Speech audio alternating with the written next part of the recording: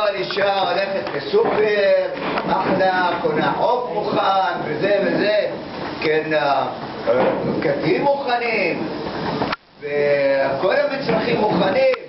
בחוץ לארץ בעיראק לא היו הדברים ככה. היו קונים את החיטה, מאחסנים אותה בקדים, והיו טוחנים אותה ועושים ממנה, טוחנים אותה בתחנת קמח ועושים בורגול וכל הדברים האלה שהיו עושים ממנו את המאכלים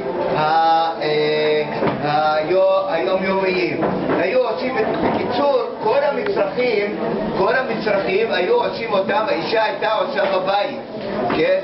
וגם לתפור בגדים, היו התופרות היהודיות, היו מספרות מוכרות, היו תופרים בבית את הבגדים, מכינים את האוכל בבית. עכשיו, החיים הקהילתיים היו, כן, סביב בית הכנסת. הרב והחכם קראו לו, בחוץ לארץ לא קראו לו רב, קראו לו חכם משה. חכם זה, הנה אתם שתצלמו חלקים מן הספרים האלה, אתם תראו שקוראים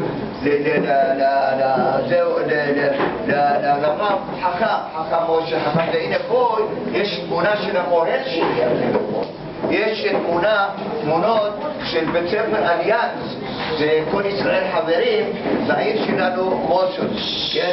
זאת אומרת, החיים התנהלו בבית הכנסת. למשל, בואו ניקח לדוגמה שבת, היו הולכים ב6 לבית הכנסת, וב8 כבר היו בבית, היו אוכלים את החמין העיראקי, קראו לו טבית, זאת אומרת אורז עם העוף ובשר, וזה היה חגיגה לאכול את זה. לא היו אוכלים את זה בשעה 8, בשעה 10 או 11, היו אוכלים את זה על הבוקר.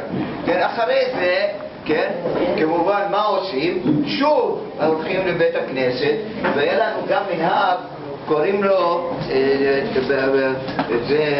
זה משמרה.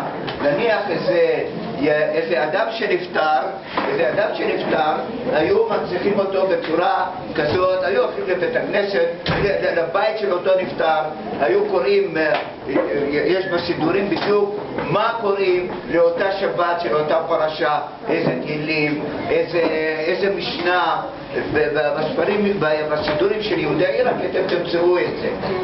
קראו לזה משמרה. כמה ילדים עליתם? איך? כמה ילדים עליתם לארץ? אנחנו